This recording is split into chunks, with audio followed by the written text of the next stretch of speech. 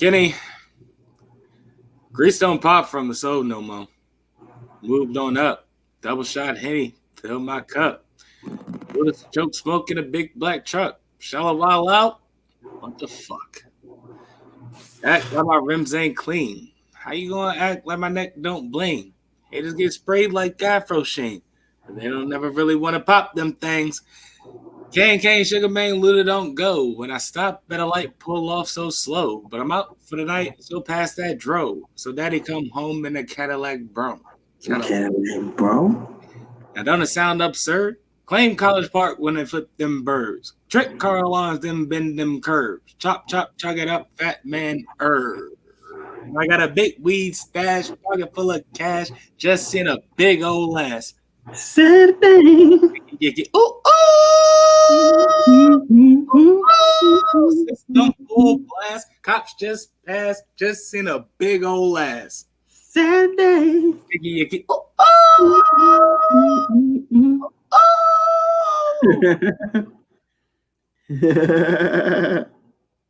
We're back, baby.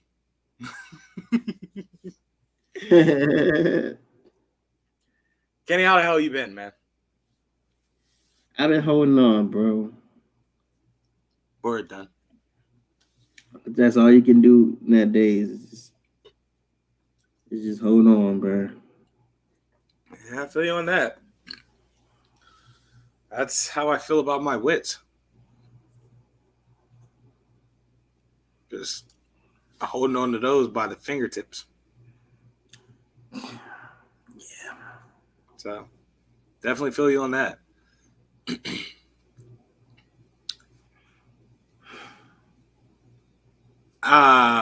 Before we kick it into gear, I do want to do a formal moment of silence as far as the show goes for both John Thompson and Chadwick Boseman. So.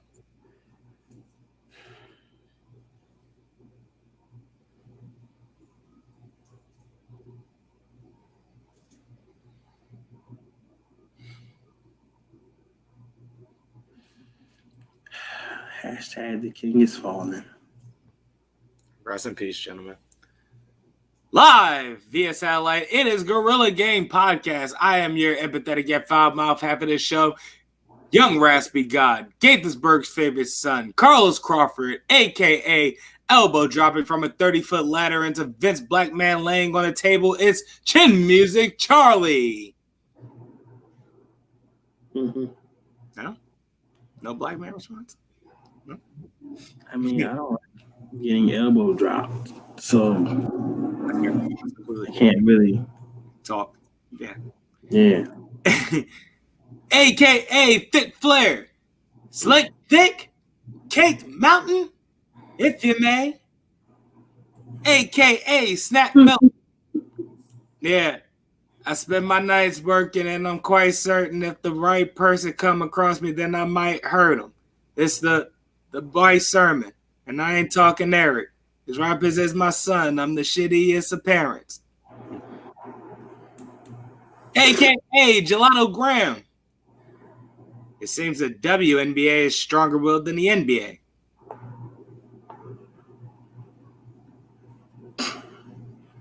Okay. A.K.A. Ricky Spanglish. He owe me $1,500 over a dice game. Don't even let him know I'm looking for him. Here's my card. You call me if you see him again. We'll handle him. Ricky Spanglish. A.K.A. the idiom savant. I already feel it, Kenny. We're going to play real fast and loose tonight. Oh, my God. I knew you'd like that one. A.K.A. Haystack West. Look, Mama, to my knowledge, this has never been done before. Meaning, no one has even thought of what could possibly happen. So I suggest we sneak it. We only drop bodies if we need to. Sure. Now, how do you suppose we do that? All right. So we take a canoe, we slide in right beside them unnoticed. We quietly find the safe inside. I pick the safe. We load up and leave without giving alarm. That being said, Sheriff, no rat. And fuck you. Horse, we're really going to need your navigation when we get on the ferry. You're the quietest one. You lead. I can do that. Rooster, you wait in the boat. Well, I gotta wait.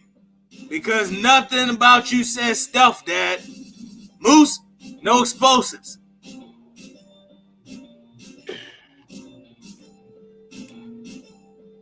Yeah, well. I think this family don't like me. No, fucking arsonist.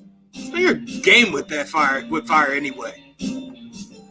Lou, Joe, you boys are going to keep a lookout for us, make sure no one sees us.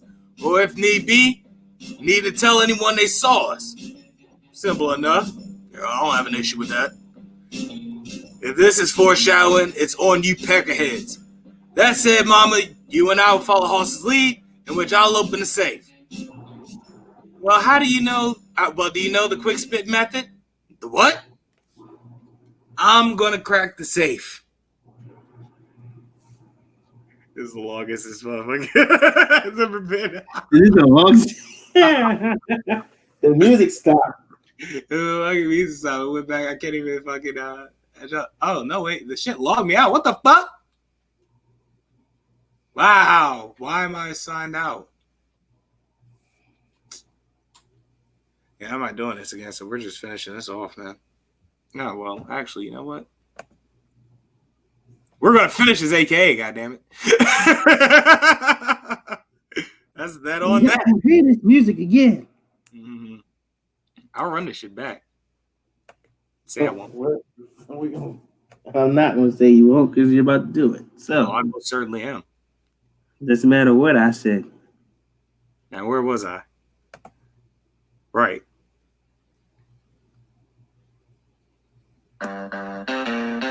Well, do you know the quick spin method? The what?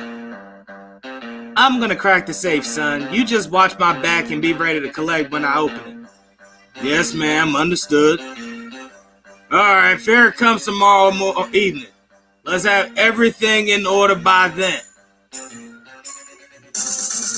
Moose, go ahead and introduce yourself to these people.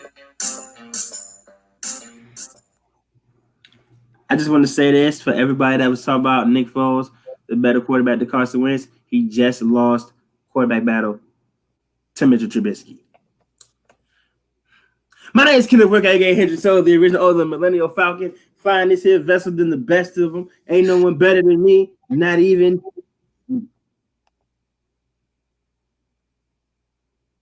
Go ahead and say it, because now I got to figure out which one I'm going to use. Well, I wasn't going to say it. That was the stop. But since you asked, especially you, Dead Han Solo. Oh, shit. Here we go again. I wasn't going to say it.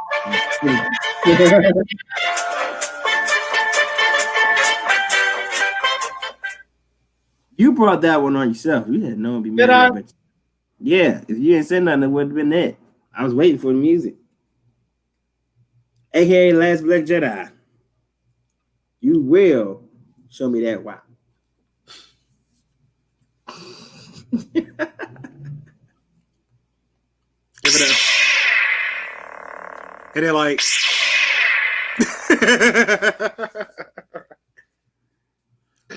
You're so powerful you are. Why leave? That's AKA Mr. Go Slick Vodka. What if they made put a liquor on the shelf? I can't do that. Oh my god. Get it in, vodka. What if I don't want to, Seth? Then I'll kill you. Take a knife and stab it through your fucking heart. Killing me won't get you alcohol jerk off. I'm the one to fake. Then I'll take your stupid little face, cut your stupid little face off, put it over mine, and probably look at yourself.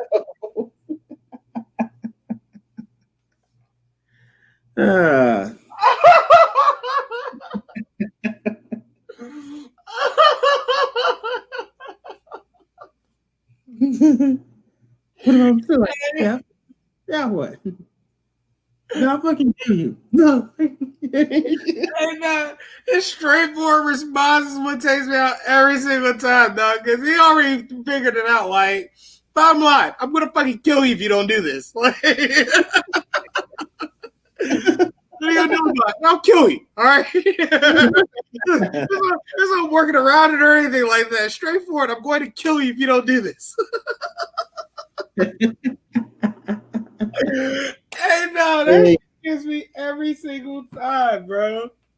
Man, that is hilarious. AKA, Nacho Man, I'm a savage. Ooh, yeah. See, one thing you need to know about the Nacho Man, Mean Gene, is the Nacho Man is always prepared for any kind of slip up. See, the Nacho Man knows what they think, Mean Gene, and the Nacho Man also knows how they feel about them. That's why the Nacho Man keeps us socially distant, 6 feet away from haters, especially the thoughts, because the thoughts like they think they can violate social distancing, Mean Gene. But they don't understand. The Nacho Man is always prepared. He's always got a mask somewhere lurking in the wings. So whenever a home thinks that they got the upper hand on the Nacho Man disappears and leaves them all on the sideline. Because the Nacho Man is exactly what his name says, Mean Gene. It is. So you thoughts, Nacho Man. Oh, yeah. Ladies and gentlemen, that was Nacho Man, I'm a Savage, live from a secluded corner of a club in Atlanta. Back to you, Bobby. Down, yeah. I love Magic City, yeah.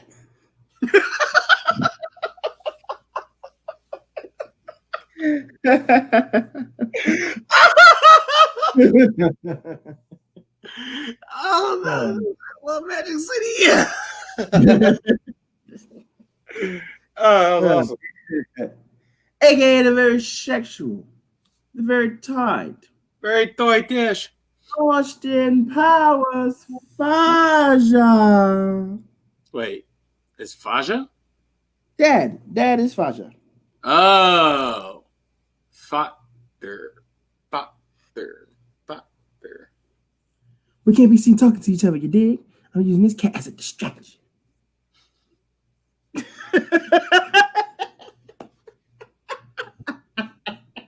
Why did he kiss him at the end? That's what I'm trying to figure out. I'll never forget that. I'll never figure that out. I'll never forget it because of that. Because I'll never figure it out. I think it's Austin's mojo. I think it was just Austin's mojo and talking as Foxy Cleopatra. He got caught up in the moment. And made that so funny. She was like sitting with her back turned towards the nigga. And she heard, she was like, what's going on back there? Right, what the hell is happening? Meanwhile, your man like, don't worry about it. Like, time out. What? Right, I'm doing my thing. AKA Pill. No. Oh God. No, I'm playing. Hey, Vincent Kennedy, black man. Yeah, I always go to the finest country clubs with my friends, and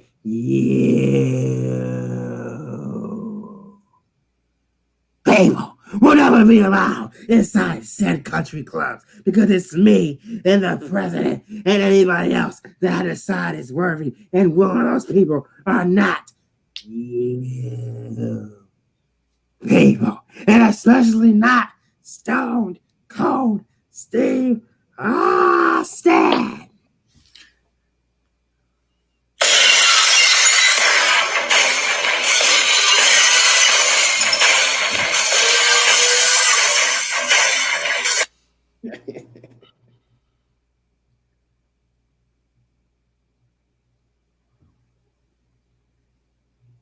You can't wear jean shorts in here. Why are those jean shorts so tight on your legs anyway?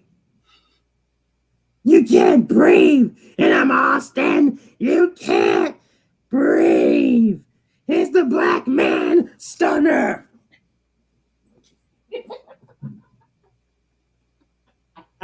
Take that black man stunner. You racist jean short wearing bastard. All right, I feel some type of way because I didn't even finish my bid before you stun me. So you know the times I don't get to finish before you stun me? that's All right. the damn time. So shut up. That's how the bit works. Okay. It's how it's supposed to work. It's not supposed to work the other way around. All right. We are back. Yeah, I'm not getting stunned. Not now, anyway. However, this shit, god damn, man. All right. This mango moscato that I'm drinking right now is 16% alcohol by volume. I'm drunk as hell right now. Yeah. That'll do it to you. At any rate, this just in, breaking news. Okay. Bayley has turned on Sasha. Yeah. I'm fired up. I'm fired up. Woo! Woo! Woo! Woo! Woo! You sound like a big country train. I am big hype. Yes, let's fucking go. This is exactly what we wanted, dog. And the best part about it is, from my understanding, because I completely missed it because of pre-show, but it's my understanding that they tried to fight Nia and Shayna for the tag team championships and lost again. Yeah, like they always do with them title defenses. Those rematches, the former champions never win it again. And Kenny, like we predicted, Bayley finally fucking snapped. Yeah, she snapped. And she looked damn good doing it. Oh, like boy, said, did she? She snaps out straight it with the chair. So, like I said before we started, she give me Edge vibes. Ultimate Opportunist Edge. I don't know. Because Edge was an opportunist in every sense of the word. Like what they call him, the ultimate opportunist. Of course, not in every manner. Like, not in every exact manner. I'm just saying I get the vibe off of her. In terms of like heel work, yeah.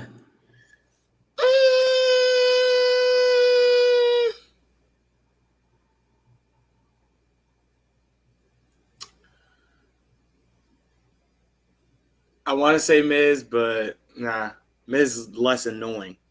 Like Bayley is an annoying heel, like absolutely incorrigible. You know what I'm saying? Like comically obnoxious. Yes. Who was comically obnoxious, Kenny? Don't say it. I think I'm gonna, Kenny. Don't say it. Kenny, I think I'm gonna. Don't do it. How about you say it instead? No, I'm not saying it because I don't know.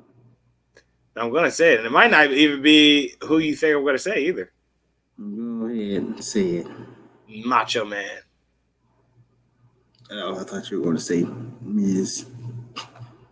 I just said Miz, and I had to retract that statement. Well, listen, I've been dragging. Keep up, Kenny. Goddamn. I've been dragging. Yeah, so have I. But you know, whatever. You drinking a wine? I'm drinking Jack. It's something totally different.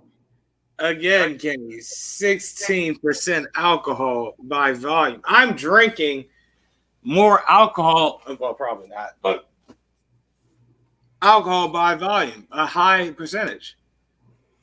If you say so, sir.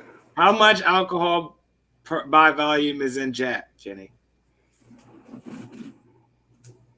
Riddle me that, motherfucker. A lot. Yeah, well, the yardstick is at 16%, Kenny. 40% by volume. All right, you win.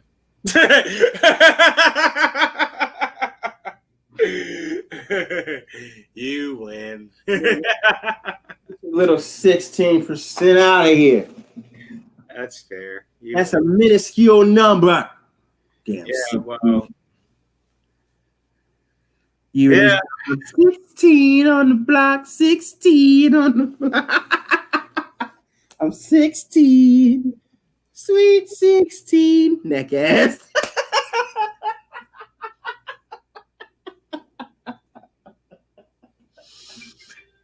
$16 and pregnant, neck ass. I reckon I did this to myself.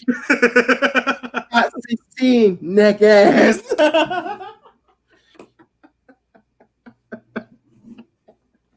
Man, fuck you.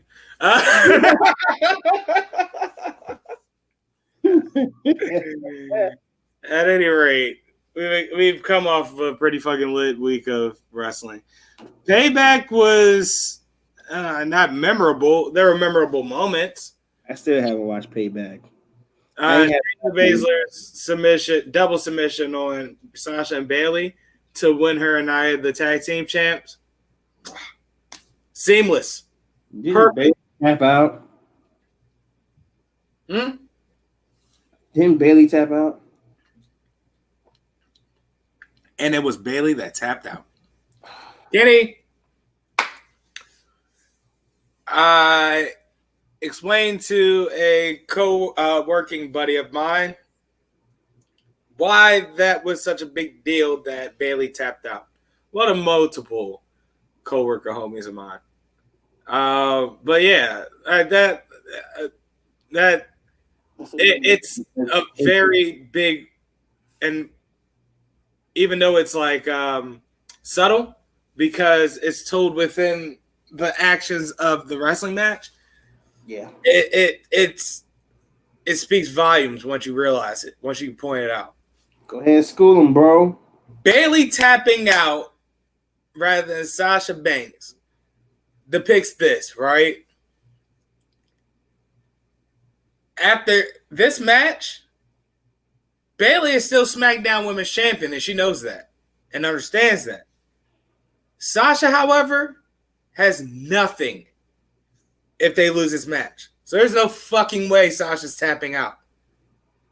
Right. So with that in mind, Bayley thinking to myself, well, I'm not, sacrificing like this if I'm still going to be champion at the end of this match. Correct. Why would I do that? Right. And with that said, she tapped out. Get a belt. She the one without a belt. I'm Gucci. Exactly. And I don't need her to keep a belt. Exactly. And here we are. God damn it. That's just heel understanding heel work one-on-one though. So like if you don't have that basic knowledge of wrestling, you in the wrong business watching them. You need to. These are students of the game though. You need to do. Yeah, we are students of the game. But no. I mean Sasha and Bayley. These are students of the game. So it's like, yeah. Of the real okay. As a wrestling watcher, I see what you did there. I like it. I mean, it's just the subtleties that they make in their, in-ring work. Not only are references to the past or, nods to the past, but it works as, legitimate in-ring psychology. So the stories that they can tell in, the form of their wrestling matches speaks volumes because they're very articulate in their storytelling in the ring. And that sounds crazy, but again, if you watch wrestling and understand the, I guess you could say logistics in wrestling and jargon, then you'll realize that is a gift to be able to tell a hell of a story in the ring, and it makes sense. Everything makes so much sense to where you understand how everything that's going on in the ring, every action, every body language, every movement that goes on in that match, all continues the story of the promos and things of that nature leading up to that fight. Right. Hold on for a second. Hold your train of thought. Don't lose it when I read this. Mick Foley tweeted, branding wrestlers from making extra money on third-party deals, Twitch, YouTube, Cameo, Strike Speed is a crummy thing to do. Just my opinion. Did that happen? Yes. Vince McMahon has set on a notice to all WWE superstars to pretty much shut down all of their third-party streaming. So Twitch and things like that. So that means we may as well have no more up, down, down, Kenny. That's what that means for you. Now, with that being said, that just pissed me off. With that being said, that really just pissed me off. No, I understand. I completely understand. Nigga, I love up, down, down. When them niggas play Uno, bruh. Well, here's the thing, right? It's pointless to do that because the streaming, first of all, let's start here. WWE superstars are considered independent contractors, meaning that they work for the company. However, they're not a part of the company. Correct. In theory. However, there are different, legal loopholes and such to create the facade that they are a part of that company. And that's what the jig is on the WWE, as well as other major promotions out there. They, give you the fact that, you are an independent contractor, so they don't, there are certain things that they don't have, there are certain tie-ins and,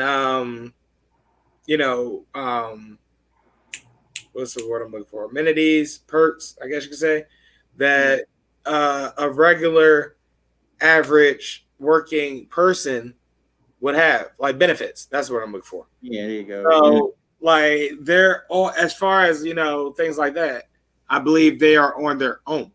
So that's where the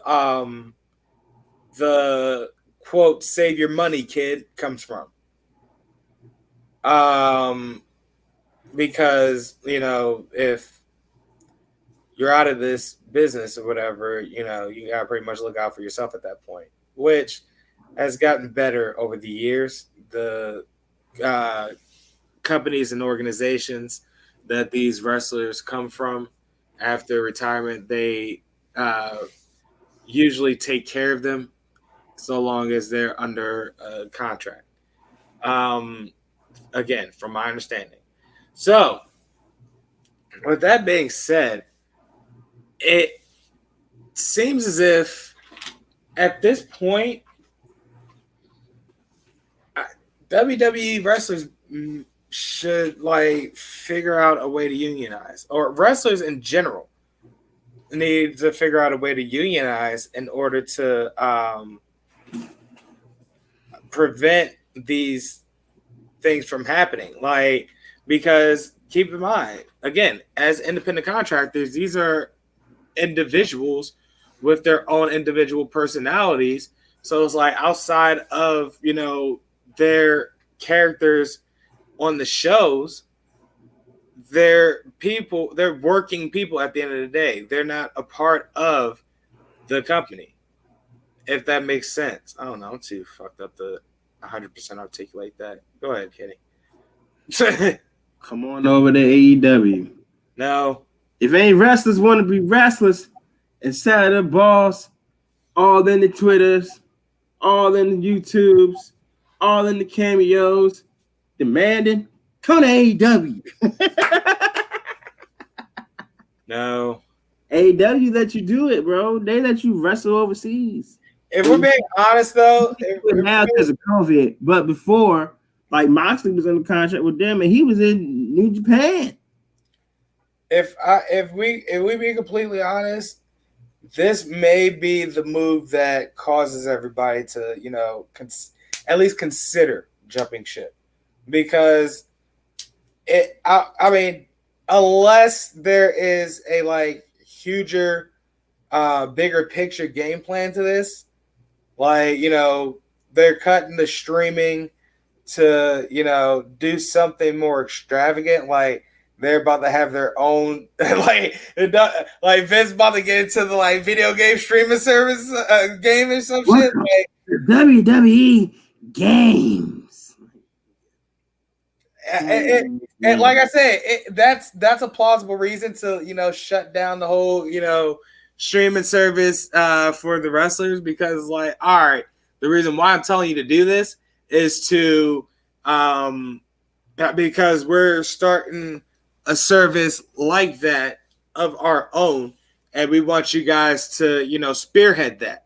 It's another avenue of this company that we can make a lot of money on. That would be the smart thing to do. However, that sounds too much like right. Well, if they want to do that, they could just do Vince, he's probably thinking there's no money in the video gaming industry. He's too old to realize that. Right. And he's probably like, yeah, this is a distraction. Shut this down.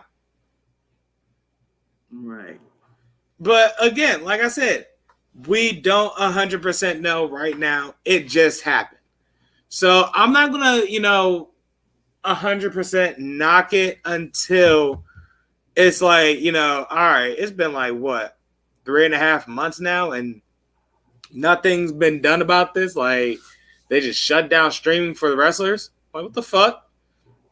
Then I'll be a little upset about it. I'll feel some type of way then. Right. But as of right now, it's like, let's wait and see what Vince does. I don't say that often, but let's wait and see what Vince does, because it could run up, up, down, down. I don't care what he's talking about. Listen, up, up, down. Like I said, if he does the right thing, in which he has the possibility to turn the WWE's avenue, like the WWE universe, into another avenue where it's, you know, a video game streaming service where you are, you know, watching the streaming of Xavier Woods or Zelina Vega, so on and so forth. And they get to play, you know, not only the, you know, 2K games, 2K titles and things like that, but they also get to still do their thing, essentially. Like I said, that's the only way it would make sense to me. No. It's like, you know what, we're going to take this and make our own version of it. Since everybody finds this shit so popular, we're going to profit that for the company. And from a business standpoint, that's fucking genius. Oh God, that is, man, that's chess. Okay.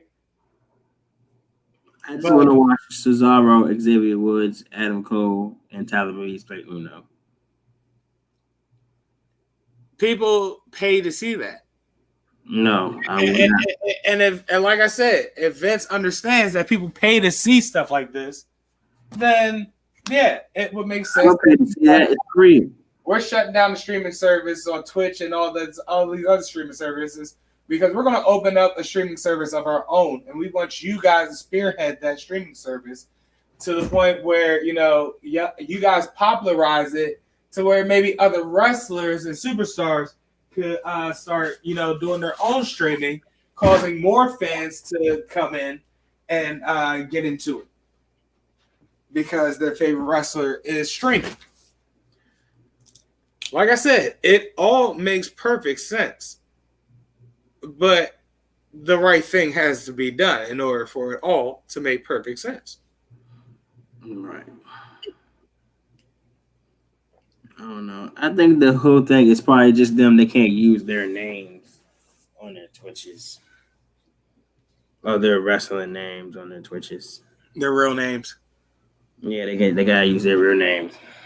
No, they're giving them 30 days to shut it all down, or experience suspensions and the like. Man, You hate to see it, Kenny. You absolutely do. Nonetheless, what did I do the other day? Shit. No, that's not what I wanted to talk about. Yeah, that's what I wanted to talk about. Buddy, that Tony Hawk, man. yeah, I haven't played it yet. It's perfect, Kenny. It's so perfect. He said perfect. Imagine Tony Hawk's Pro Skater 1 and 2 when you were a kid, Kenny. Right? How did you feel about those games when you were a kid? Do you remember that feeling? Yes, I remember that feeling. That feeling is restored and then some. And then some, Kenny. And then some. Yes. Listen.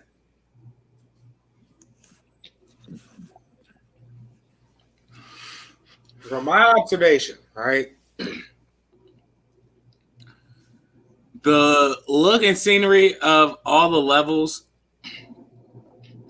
in the game in 1 and 2 looks like, you know, how it last looked, you know, when we last left it, like some years down the line. Like, I don't know if you know, but they had rebooted Tony Hawk's Pro Skater 1 at one point. But it was so awful that no one ever talked about it. Right. So in that reboot, they, you know, retexturized the levels from the first game, and for the most part, it's just like, you know, graffiti all over it, and so on and so forth. That's about it. However, they brought it home for 1 and 2 because every single level looks like an update of, you know, where it is now. Like, where are these levels now? You know what I'm saying? It's a where are these levels now type of feel. So you go to like the warehouse in the first level. Yeah. The warehouse at this point is damn near dilapidated. Like, it already looked like it was in, you know, it was in like semi closed down shape in the very first Tony Hawk 1. But now it looks like, you know, that junk hasn't been active in years. Like, it may or may not be haunted if you, like, turn the scenery to night. You know what I'm saying? Yeah. However, the school in Florida, the like following level, it still looks active. However, and this is what I really liked about it. Oh, Anthony Frank Hawk, you fucking genius. So the school level from Tony Hawk 1, right? It looks like it's, you know, it's still occupied. Like, you know, it's been repainted. They, you know, redid the bowls in the back of the school or whatever. Like, it looks like, you know, it's still active. However, it's still a ghost town because of the pandemic. Indeed. Now, the thing is, they don't outright tell you that's why. However, if you skate your way to the back where that pool is, you know, that pool with the large video screen that used to play the like videos from the songs in the game? Yeah. Well, that screen now has like little, like, you know, a little graphic of the school mascot, and then, you know, changing graphics of, you know, what's going on due to COVID. So instead of saying, you know, due to COVID, they use the language that's been used nationwide to explain what we're doing because of it. Okay. So things like we appreciate your patience and we'll see you from our homes in the fall as we embrace this new normal. Things like that. You know what I'm saying? Or like we're having a reverse parade for the teachers for parents to drive by and thank them. Like, yo, that is wild. That is wild. That was way too. The mall from Tony Hawk's Pro Skater 1 looks like it literally hasn't been used in 20 or so years. Like, literally. Like, it legitimately is like all boxed up and dilapidated. And the only like new looking thing is a Volcom store. Hey. Like so shit like that. So like that joint is dope. Then not only that, they've updated it with the skaters. So we have all the entire lineup from the first two games, right? Right. In age, might I add. So like currently,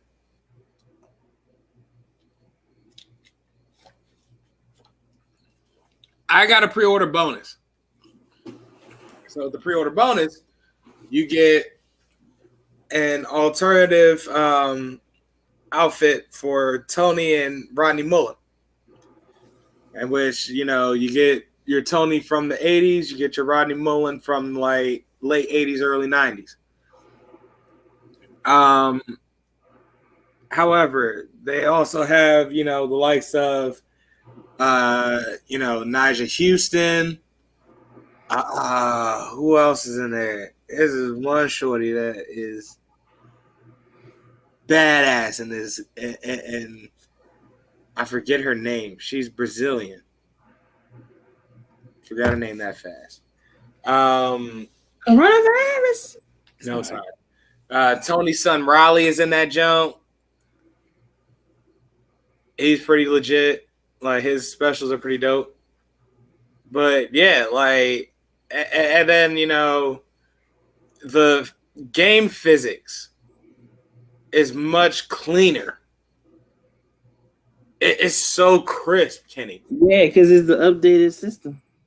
Well, yeah. However, it's like they learned all their lessons from the past games that they tried to revolutionize things with, like Project 8. Yeah. With Project 8, they tried to like have all the skaters in the game motion captured to the point where every trick that they did, it was legitimately them doing their variant of the trick. Right? So it's like it was like a work in progress for the most part. However, with this game, they pretty much got rid of that and just like aimed for like clean animations, just clean animations. So all the moves, they all look very distinguishable. Like you can tell what the character is doing with the board. You know what I'm saying? Like there were some moves that you don't know. You couldn't absolutely tell. Have you remember what a front foot impossible looked like?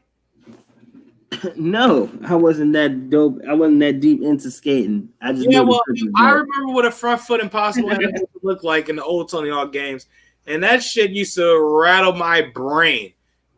Well, now I get it. Now it's like literally an impossible, but instead of using the back foot to sweep it and to sweep it around, shit. Oh wait, I bottled it. To sweep it around, use the front foot to wrap it forward. All right, it makes sense now. Things like that. I now understand what a sow flip is. Hey. So they went for cleaner animations instead. And so because of that, it makes for a much more fun game to play because like everything just feels like you trying to nail something like solid. Like, you know how you play skate and you try to like hit a flip trick and hit like a blunt slide or something like that off the ledge, shit like that. Yeah. It now feels like the same level of difficulty to do that in Tony Hawk. But they still leave room for that arcadey feel. 10 out of 10 in my book. But say, sound like you're giving it a 10 out of 10. 10 out of 10 in my book. Absolutely. I mean, I plan on maybe possibly game flying it, but man, I like Tony Hawk's Pro Skater when I was young, but I never really like played it enough to like you did to notice like idiosyncrasies like that. You know what I'm saying? But hey, man, the jump from the gameplay that I saw, it looked really dope. Oh yeah, it is dope.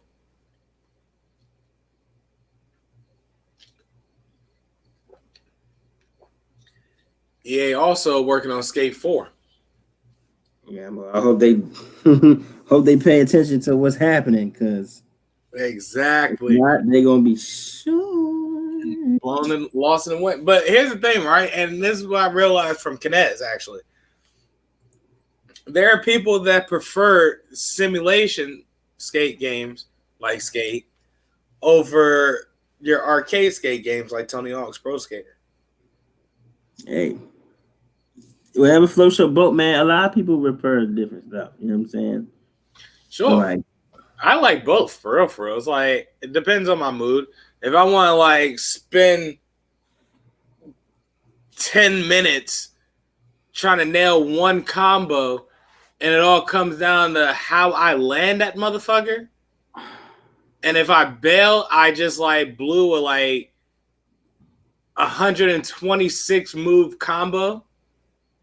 Right. I want to play Tony Hawk. But if I want to, like, you know, there's this fucking rail, there's this fucking 20 stair rail that I want to like hit a goddamn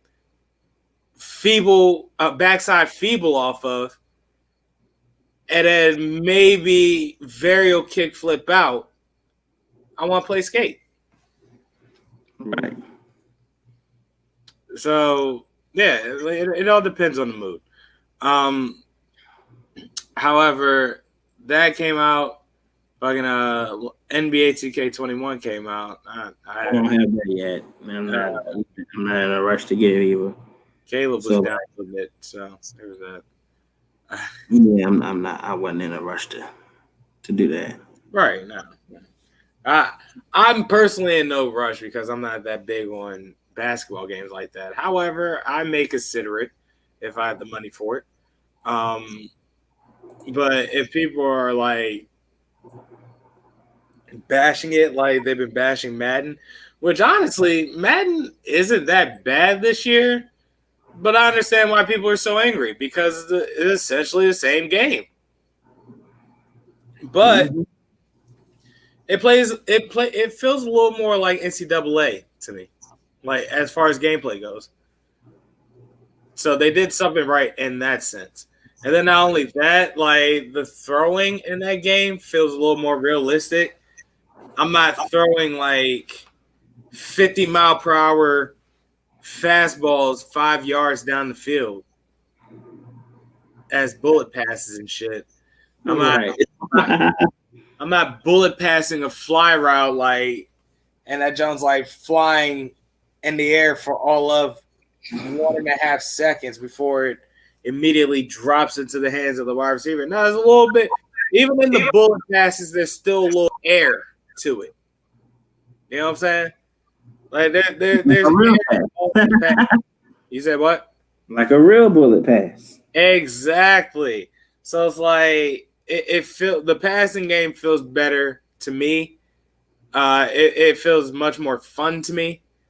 The X Factors feel much more like the Superstars and the X Factor, badges, I guess you could call them.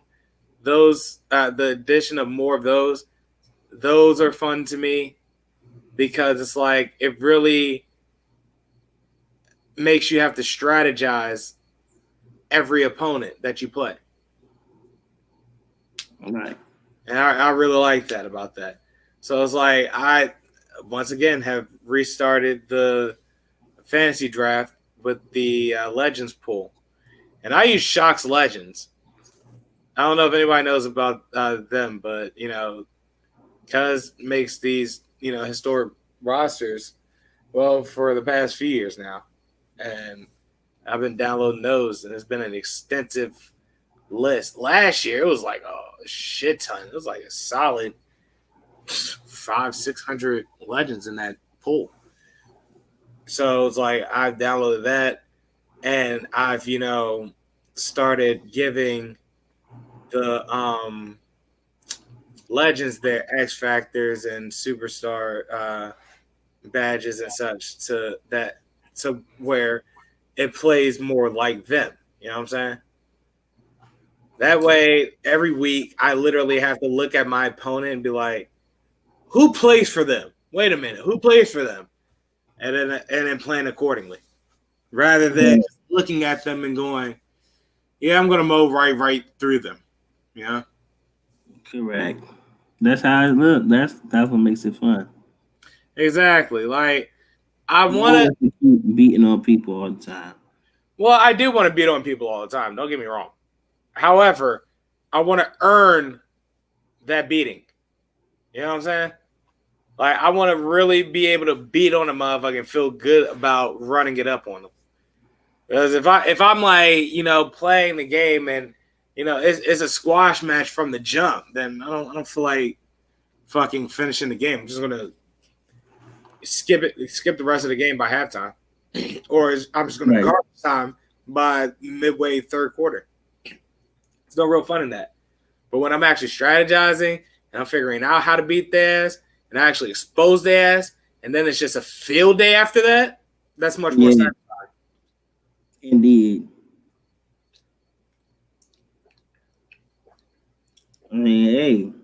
This flavored water is life, my nigga. What kind of flavored water is that? Cherry Fruit 2.0. Really? Yes, sir. Brand. I've never heard of it. Yes, sir. Yes, water is sir. Especially when it's tasty. I don't think you understand how many times I've said that like meme in the last 24 hours. Really? Nigga. I'm gonna stop my camera real quick. You know the vibes. So I hop on Twitter yesterday evening. Around this time, I want to say it's 10:53 right now. Yeah. Around this time, like maybe give or take a half hour. I see a tweet from Danny Brown, and he said, "Yeah, I'm about to go." Yeah, I talk like that. I'm about to go on. I'm about to go live on stream on Twitch. Tony Hawk just dropped tonight, and which I was like, "Oh yeah," and then I looked it up. And sure enough, I went to download that junk.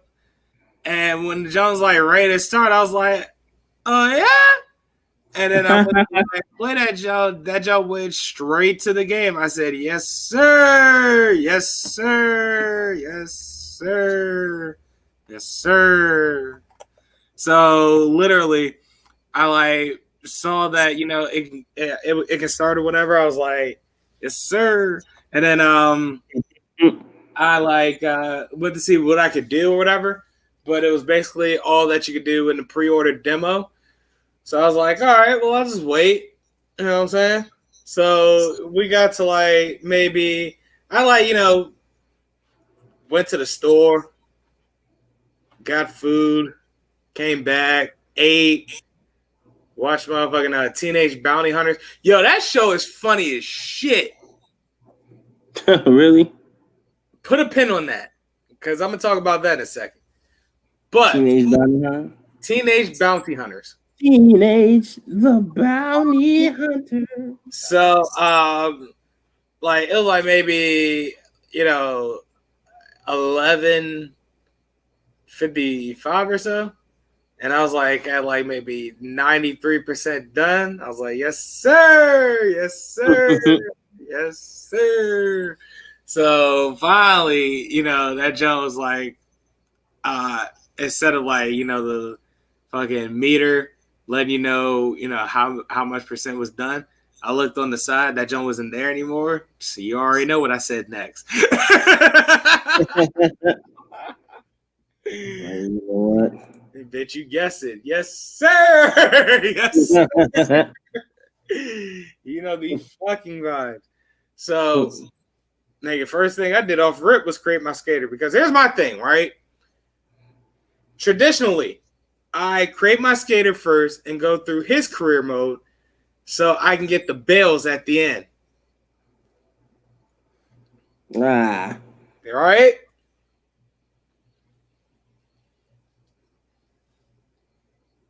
Correct. In my point that voice. So that's what I'm doing right now. Now,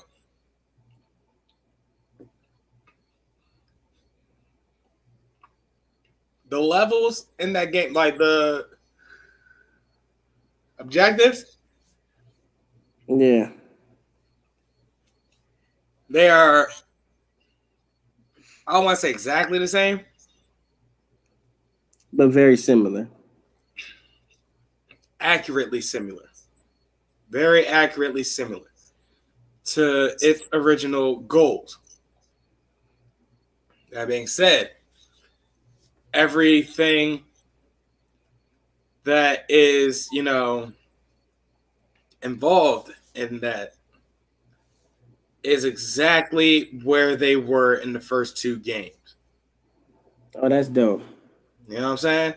So, Yeah. off rip, every level in this game, I know where the secret tapes are. They pretty much on the same place. It's no longer a secret. Find the tape. That's what we're doing now.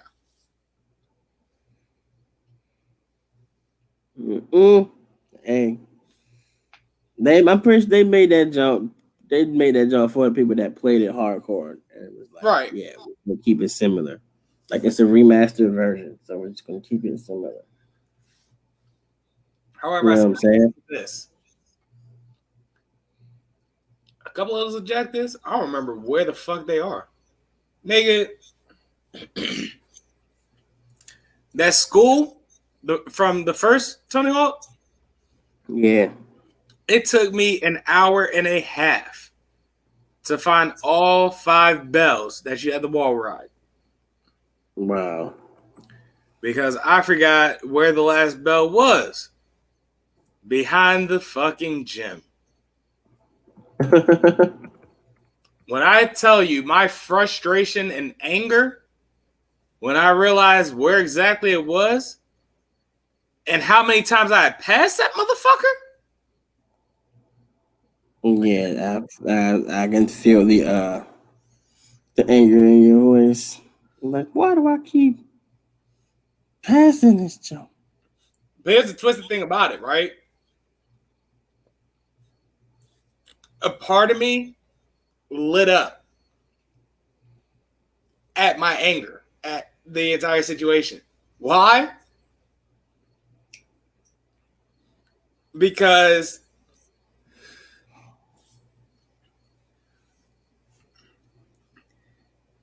eight-year-old me was doing that screaming, Kenny. These were the exact same words I uttered out of my damn mouth when I, at age 8, had to hop on GameWinners.com to To figure out where it was at. To figure out where the last bell was. This game brings my childhood full circle, Kenny. And I am forever in debt to Tony Hawk because of it. I'm forever indebted. Ass nigga. Like, this game is a masterpiece, and I haven't even made it through it all yet.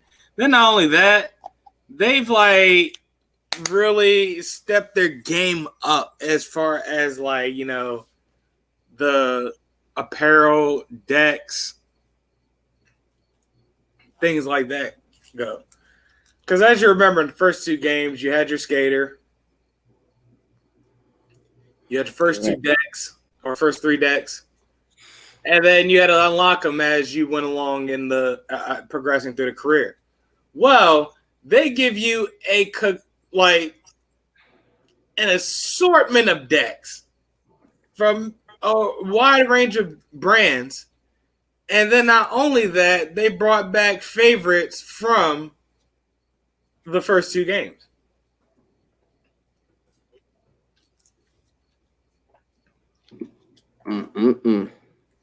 Kenny, my character is currently riding Falcon 2. Full circle. Why? That was the very first deck that you used as Tony Hawk in the very first Tony Hawk game. Like, I remember it. You played that jump hardcore, Slim. I remember it all, bro. Like, all of it. Like, case in point, when we were on the phone, when we were on FaceTime earlier tonight and I was playing it, yeah, and you were talking about work, I was doing the hanger level, and I blanked out for a moment because I can't remember where that last hang time gap was for the life of me. And you know what? 9-year-old me is trying to figure it the fuck out as we speak. I'm literally trying to mentally scan through that entire hanger level. And the half pipe, when you go down the fucking ramp, when you first go down the fucking ramp, when you start the level, you jump over the half pipe. That's one hang time gap. All right, cool. You to the left of that, there's like a little small airplane that's like, I guess you could say, melted into the floor. You hop over that. That's a hang time gap. Where the fuck is the third hang time gap, Kenny? I don't know. I don't know either. So I don't know, Scoob. So guess what I'm doing after this episode? That's right. Bitch, you guessed it.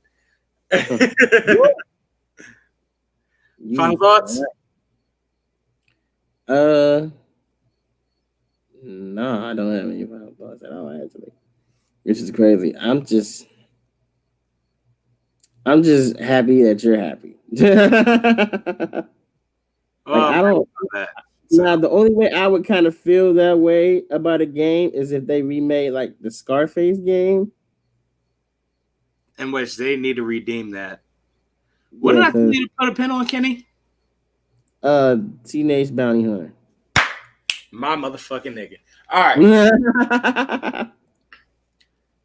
My final thought is this: Teenage Bounty Hunters, right? Yes. Buddy, that show is funny as shit. Like, I didn't think it would be so funny because I was like, eh.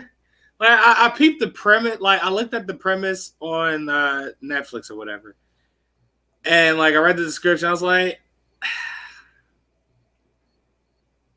I'm interested, but I'm not interested. So, you know how they have, like, the little trailer for the show or whatever. So I actually pay attention to the trailer of the show. I was like, all right, this might be something. And I watched the first episode and was howling laughing, dog. Son. All right. So the premise is this, right? it's a set of twins, right?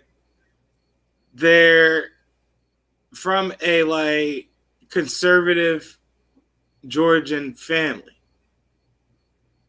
and they're like extra Christian. They go to a Christian school, a Christian private school, whatever, right? Basically, they have to juggle that life with a life that they stumble upon in bounty hunting. How they stumble upon it? They're using their dad's truck one night, and on the way home from basically messing with their boyfriends or whatever, they get to a car accident with a skip, as they call them in the bounty hunter universe. Skip is person that skips out on their bail, right? They don't realize it's a skip. However, they do feel threatened by this guy because he does seem a little off. And they want to know, they're trying to pretty much like tell him, you know, ain't shit happen and keep it moving. You know what I'm saying? Right. So that's how I initially went into this. However, the dude seemed a little unhinged, so they had to pull out the Mossberg on him real quick. Yes, these little bitches know how to use weapons, my nigga. Like, it's badass. So they stumble upon a bounty hunter that's been, you know, trying to catch him, who is played by Kadeem Hardison. And this nigga Kadeem Hardison is a fool in this show because he like that man Dwayne Wayne. I know you know it. Love me. And he funny as hell in that show because like he plays essentially a sad man. Like not sad as in depressed, but sad as in like he's like hard. He's a hardened individual that lives in like a studio apartment with like a bed with no bed frame, shit like that. You know what I'm saying? A bed with no bed frame. You know what I'm saying? So like his front for his bounty hunting business is a yogurt restaurant. So they be posted up at the yogurt restaurants, like in the back office, like getting infos and drops on skips and shit like that. Like that joke funny as shit. Then fucking Method Man's in that show, and he plays like a famous bounty hunter.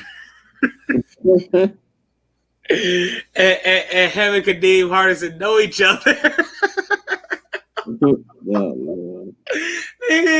There was one episode, right? I hate to spoil it for you, but this joke funny as shit, and I'm not going to do it word for word, but I gotta tell you the scene.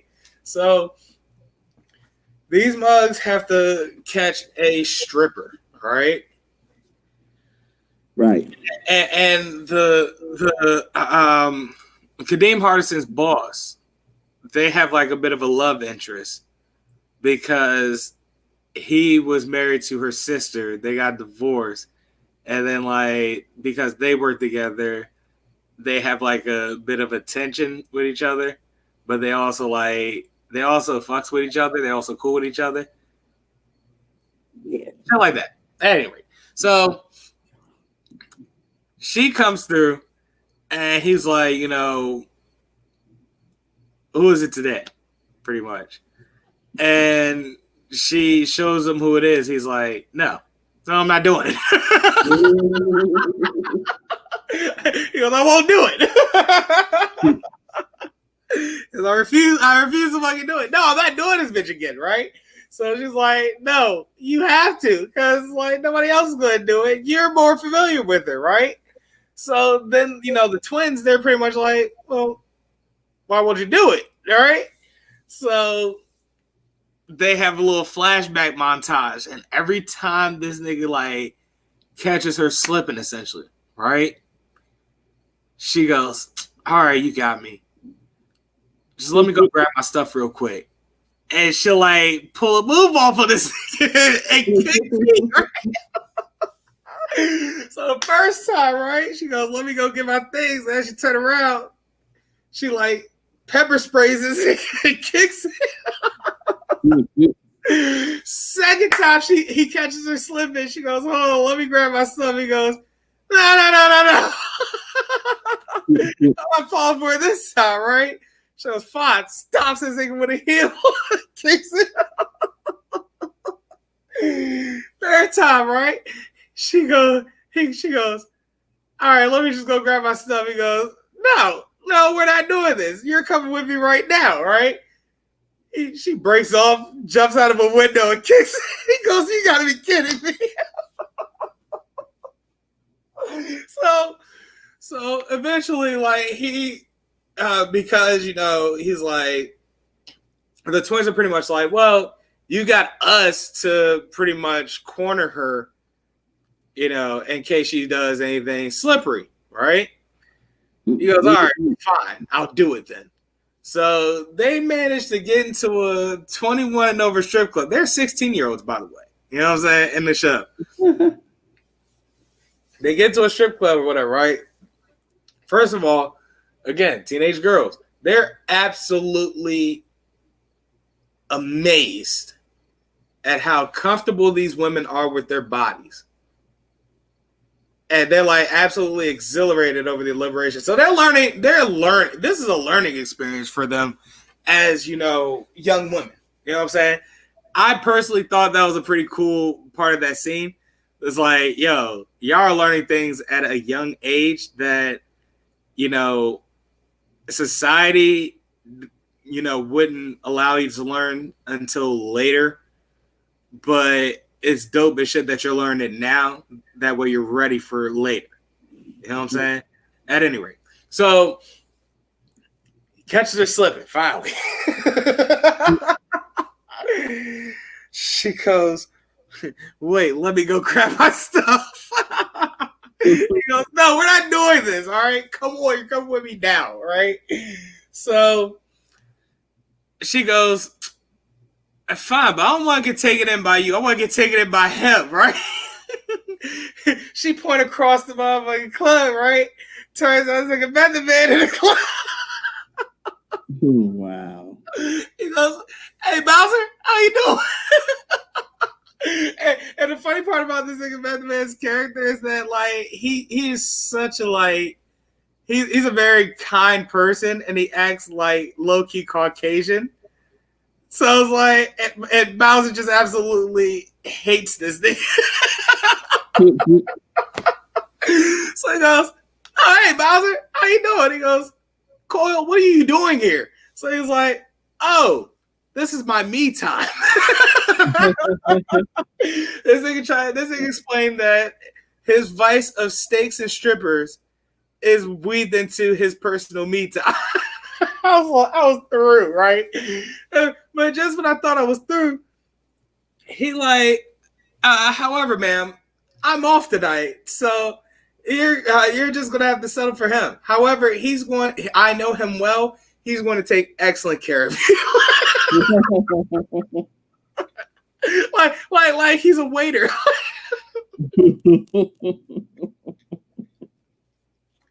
Yes. So she goes, "Man, all right, fine, right?" So she's like, "Well, I need to, make a phone call," pretty much. He's like, "No, you're not making any phone calls. You're not doing anything, right?" When the strippers come with her baby, and he like, whoa, what is that? She's like, "This is my kid." So then this nigga method man pops up out of nowhere. He goes, "Ooh, she has a kid here? Hey, man, you can't take in any skips with children." I was like, "I know." Just saying. So then he's like, "Well, make an arrangement, like, cause I'm taking you in, like, figure it out." So she's like, "All right, fine, I'll call my sister," right? Call the sister, has one of the strippers call her sister or whatever, and gives the baby back to another one of the strippers. She goes and performs, right?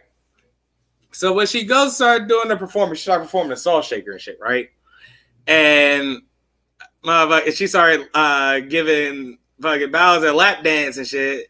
At first, Bowser wasn't into it, but then he was like, all right, it's kind of cool. We chilling, you know.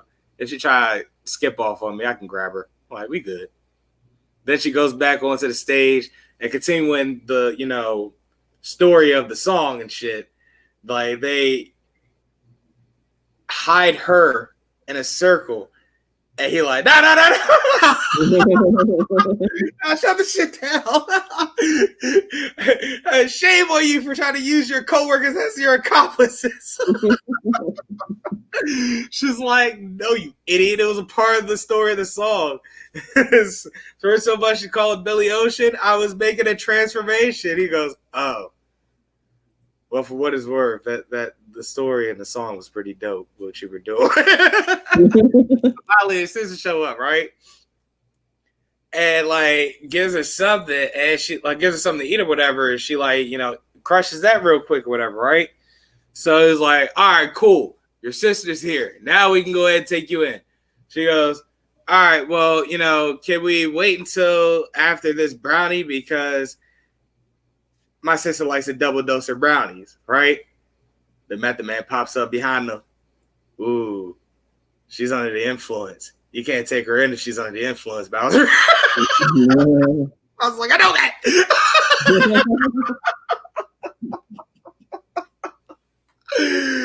Oh, man. That shit had me crying, bro.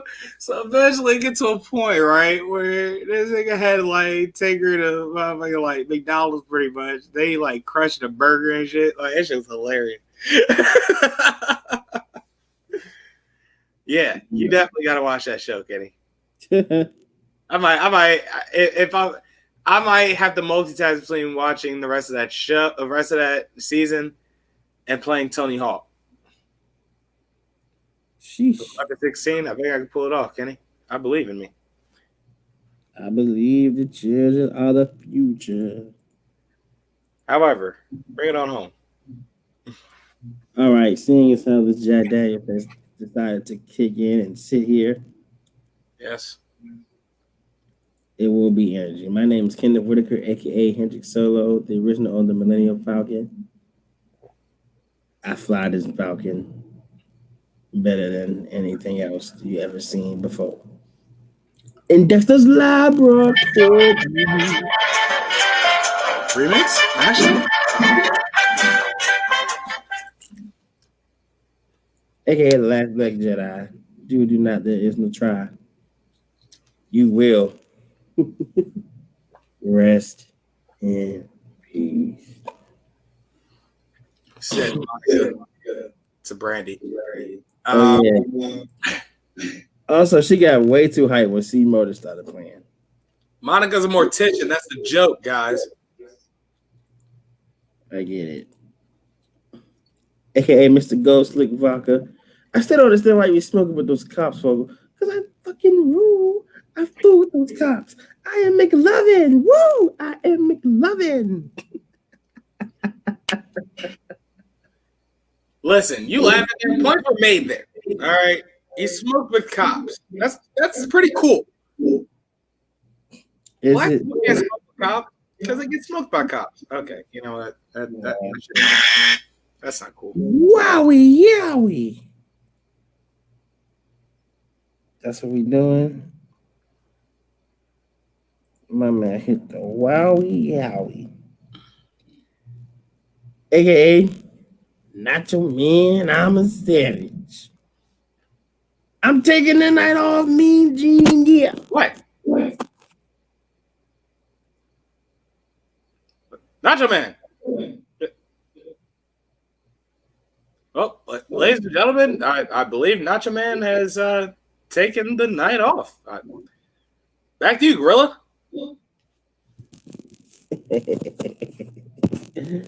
Oh, man. AKA the very sexual, the very tight. Very tight dish. Austin Powers, Faja. Wait, is Faja? Dad is Faja. Oh.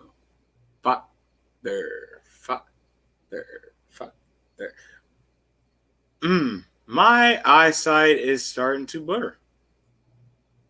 Well,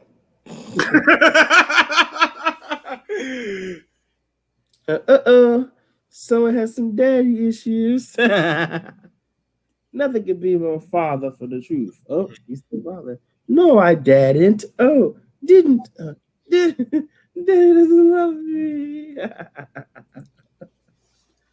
What a time. Yeah, you're working for Big Exhaustion. Yeah, aka Vince Black Man. Yeah. You people, you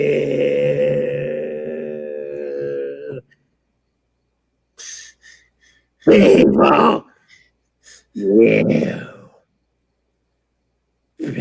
people, you people. People think this is funny.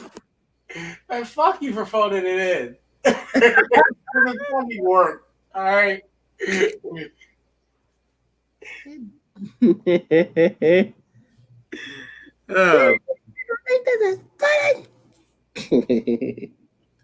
want to use. Oh, there we go. Wow, what asshole! That's fine. Oh God. All right. Let me. Actually, Kenny, if I may break up the final AKs real quick, because I completely forgot about a segment that I want to bring up, and I'll make it relatively short this week. Why? Because I've talked about it before in past episodes. However, what I want to start doing is I want to do a quick segment over the next weeks in which I name Black communities that were affluent at a certain point that were ultimately destroyed by either riot or government reason. With that being said, I'll quickly start off by with Tulsa, because that one is the one that's like, you know, at this point now everyone knows. You know what I'm saying? Right. So it's like it just feels the need to be discussed at least briefly, because it just sets a tone of this segment and the point I'm trying to get across with this segment. So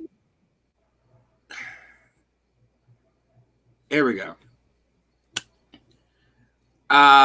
During the oil boom of the 1910s, an area of northeast Oklahoma around Tulsa flourished, including the Greenwood neighborhood, which came to be known as the Black Wall Street.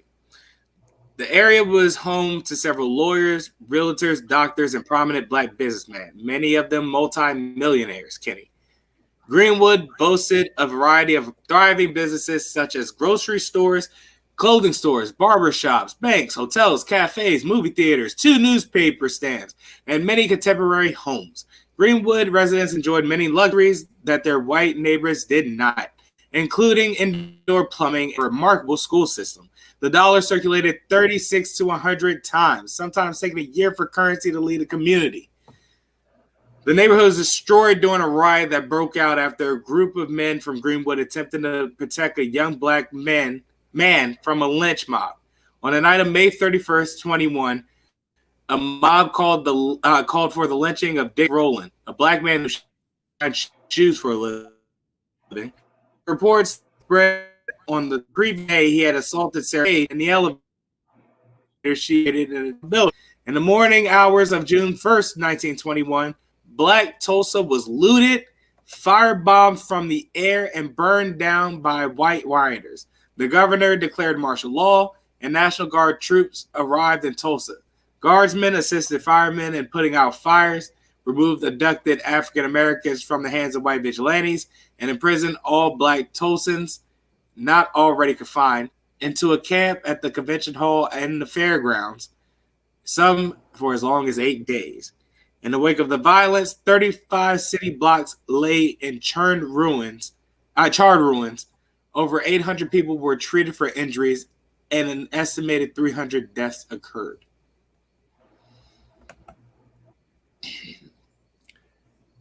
Kenny, I am doing this segment because I am absolutely dog tired of people complaining about protesters rioting. Because, again, it's not even the protesters that are actually doing the rioting. Because I actually read a study that came out today that 93% of the protests that happened over the summer over these cop killings were peaceful. Meaning that 7% of those ended in a riot. Now, with that being said, in those 7% of those that ended in a riot, it was either because A, there were some type of people, usually Caucasian, trying to incite a riot to make the protesters look like dangerous people, meaning an agenda to make people look like a terrorist organization. People stupid enough feeding on that, calling Black Lives Matter a terrorist organization. That shit makes me sick. That's like calling the civil rights movement a terrorist organization. You can't tell me any different. Plain and simple. With that being said, you don't care about black people. And don't try to contradict yourself by saying that I believe that Black Lives Matter, but I think Black Lives Matter is a terrorist organization. People are stupid, Kenny. At any rate, the point I want to get across is that in history, we have been rioted, massacred, lynched, and, you know, we don't bat an eye on the history of that. However, we start, you know, getting a little upset because the oppressors have been oppressing for so long that we're over that shit. And then you have people trying to make us look bad and actually inciting riots. Then you have the police actually starting riots using underhanded tactics such as simply bumping into protesters and making it look like the protesters started it first. We've seen a lot of that. It's like, I want people to, you know, stop with the bullshit and, you know, giving us the bullshit like, well, these rioters shouldn't have been, nah. Because since the turn of the last century, y'all have been rioting what was ours. None of this shit is ours anymore. So if we were to riot, it would be completely fucking justified. Y'all took that from us. Thanks. With that being said, my name is Carlos Crawford, a.k.a. embracing in a group hug with Juan and Larry before they leave the company and getting away with the consequences because I'm champion while Kenny doesn't win King of the Ring. It's Chin Music Charlie. I don't think I like that. To quote the sketch from Key and Peele on the Substitute Teacher Part 2, fake announcement. AKA Thick Flair. I've been to the limit one time in my life. It took Crystal Blue and Anastasia Vanderbust back to back to even make Thick Flair even flinch. Woo! AKA Snack Miller. Rap Sabotage. Young Macintosh. Funny money like it was buddies with Judd Apatow. Yeah. AKA Gelato Graham. That lockout season, my 6th year in, was racially motivated. We got tired of being treated like second-class citizens. They tried to play an all-white scab season, and it was the worst season in history. They had to compromise. And that's what I mean when I said it seemed the WNBA is stronger willed than the NBA, Kenny. AKA Ricky Spanglish, he scammed me over that Wake Up Now scheme. I should be there whooping his ass. I'll kill him when I see him. Ricky Spanglish. The whisper is the best part. I love the whisper.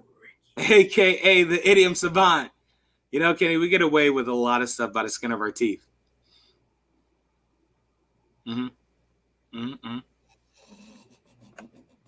We sure do.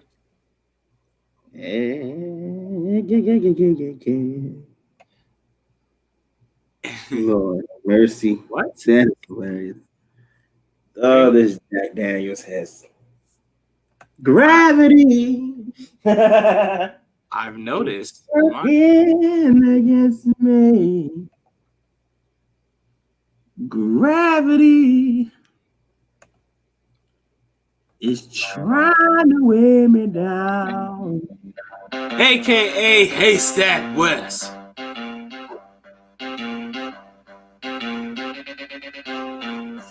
Where did I go? Okay. All right, Russo, here's perfect. We'll immediately come for you if we hear anything.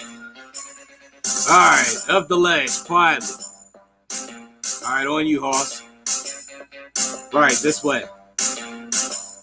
All right, let's get to it, mama. Don't rush me, boy. Let's get to it.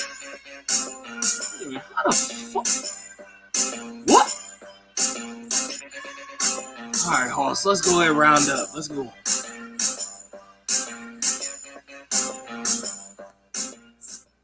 I tell you, mama never ceased to amaze me. Ladies and gentlemen, that was episode 106. Yes, it was. I would say arrest the killers of Breonna Taylor, but at this point, it seems cliche. So I'm going to say this. End qualified immunity. And wash your hands, you nasty bastards. I don't want to see nobody coming out of the bathroom not washing your fucking hands. People are doing that in this age? Yeah, they're doing that, and it's nasty. Oh, my God. You nasty, nasty white people. Let's start caring about our lives, at least. At least a little bit. Nasty. Just enough to live. You know what I'm saying? Like, I'm not telling you to start a vegetarian diet or anything like that. Care about yourself and others to the point of just living. Wash your hands. No, you're nasty. You got your hands all on your dicks and scratching your ass cheeks and thighs and shit and not washing your hands, putting your hands all on the goddamn doorknob. Nasty.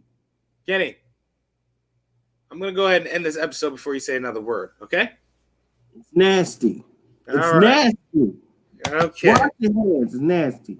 We should have went with Crown Royal instead of Jack tonight for you, Kenny. Nasty. All right. That was episode 106. We're off this. Nasty.